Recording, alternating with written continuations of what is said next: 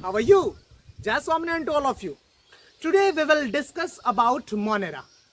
In our previous lecture, we will discuss about five kingdom system, and Monera it's a part of five kingdom system. They are prokaryotics. They are unicellular without nuclear membrane. They contain cell wall without cellulose. Then they are autotrophics and heterotrophics. We will discuss about in previous lecture. Today we will discuss about Monera in deeply on my channel Biology by Siddharth Sir. Audio Jungle.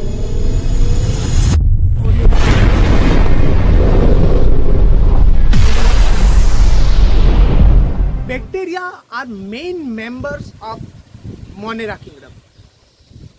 Normally bacteria एक ऐसे micro organism है जो सभी जगह पे हमें normally दिखते हैं, जैसे कि डेजर्ट हो, ओशियन हो, स्नो हो, कोई भी जगह पे वो नॉर्मली हमें दिखते हैं. हॉट स्प्रिंग हो तो भी हमें बैक्टीरिया दिखते हैं. आपकी बुक में आपको एक एग्जांपल दिया है कि अगर हम थोड़ी सी भी सैंड या मिट्टी ले ले तो उसके अंदर हमें इन्फिनिटिव बैक्टीरियाज अंदर दिखेगी.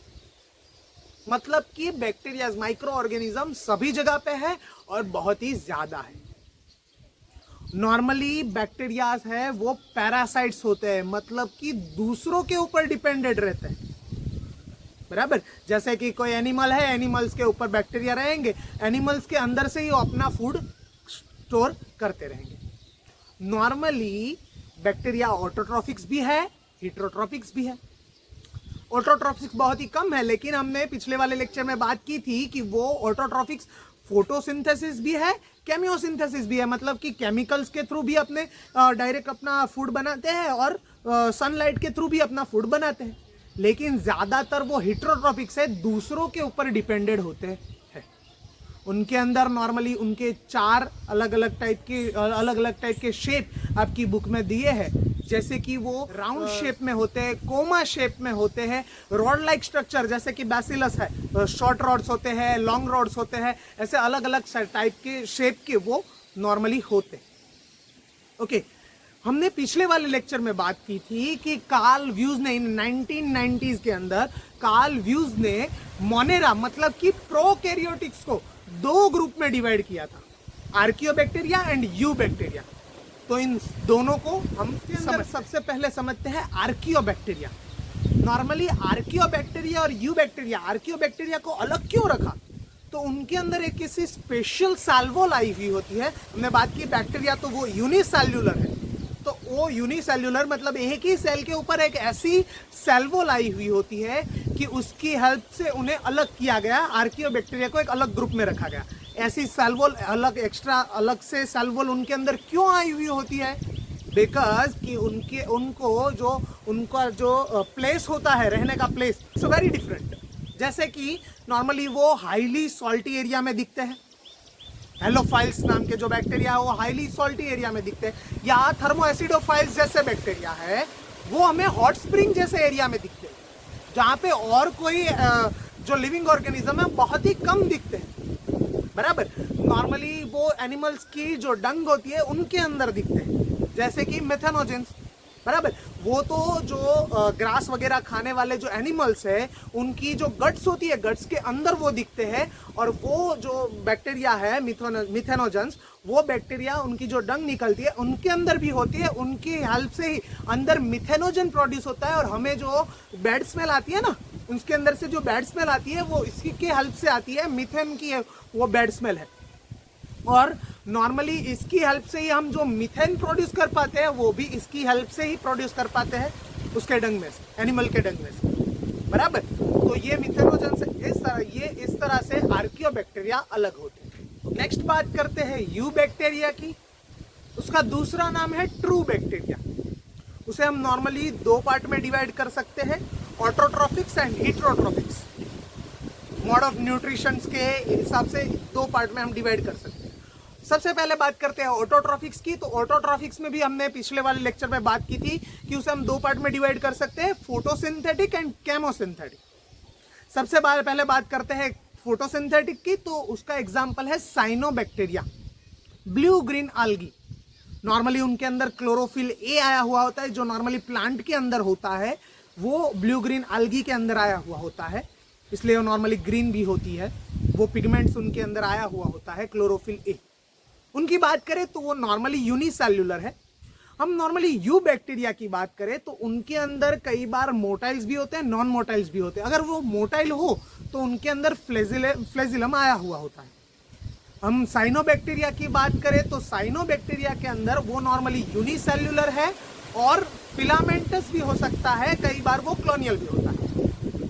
इनके अंदर बात करें तो ये मराइन भी है, कई बार फ्रेश वाटर में भी ये नॉर्मली हमें दिखती है। हम फोटोसिंथेटिक यू बैक्टीरिया की बात करें तो उनमें कई ऐसे भी है जो नाइट्रोजन का फिक्सेशन का काम भी करती है और उनके लिए उनके अंदर स्पेशल सेल भी आए हैं जिनको बोला जाता है हेटेरोसाइट सेल, जो नाइट्रोजन फिक्सेशन का काम करते हैं। इनके एग्जाम्पल एनाबीना है, नोस्टॉक है। ओके, ये साइनोबैक्टीरिया की हम बात करें तो उनके ऊपर जिलेटिन का एक कवर आया हुआ होता है जो उन्हें नॉर्मली ये पानी के अंदर हेल्पफुल होता है, पानी के ऊपर रहने के लिए हेल्पफुल होता है, ऑयल लाइक स्ट्रक्चर होता है। और नॉर्मली ये पॉल्यूटेड जो वाटर होता है उनके अंदर ब्लूम्स ग्रुप में हमें नॉर्मली दिखते हैं। नेक्स्ट बात करें केमोऑटोट्रॉफिक्स की, तो केमोऑटोट्रॉफिक्स उनके अंदर ये क्या करते हैं, ये नाइट्रेट है, नाइट्राइट है, एमोनिया है और उसके साथ साथ रिलीज एनर्जी है, उन सब का यूज करके वो नॉर्मली एटीपी बनाते हैं, एटीपी का फॉर्मेशन करते हैं।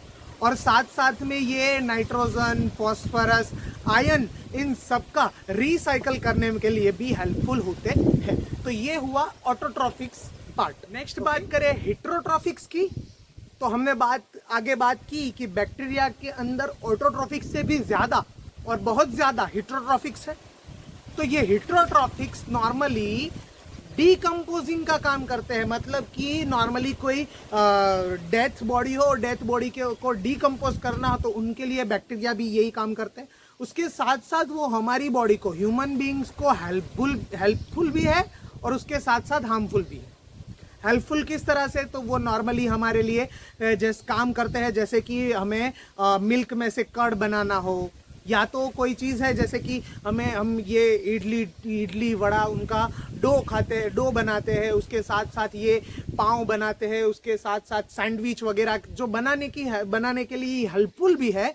और उसके साथ साथ बैक्टीरिया हमारे लिए हार्मफुल कैसे है, तो ह्यूमन बींग्स को, हमारे फार्म एनिमल्स है, क्रॉप्स है, पेट्स है, इन सब के अंदर ये डिसीज भी करते हैं, जैसे कि टाइफॉइड है, कॉलेरा है, बराबर, टेंटस है, ये साइट्रिस कैंकर है, ऐसे अलग अलग टाइप के डिसीज भी यही करते हैं।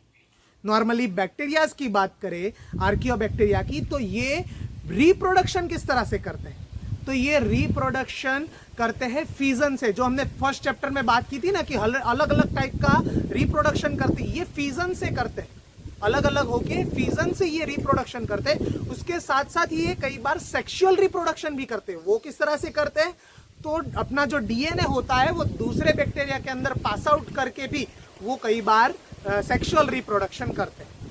नॉर्मली हमारे लिए हार्मफुल, जो हमारे लिए पैथोजेनिक है, एनिमल्स और प्लांट्स दोनों के लिए, वैसे बैक्टीरिया का नाम है माइकोप्लाज्मा।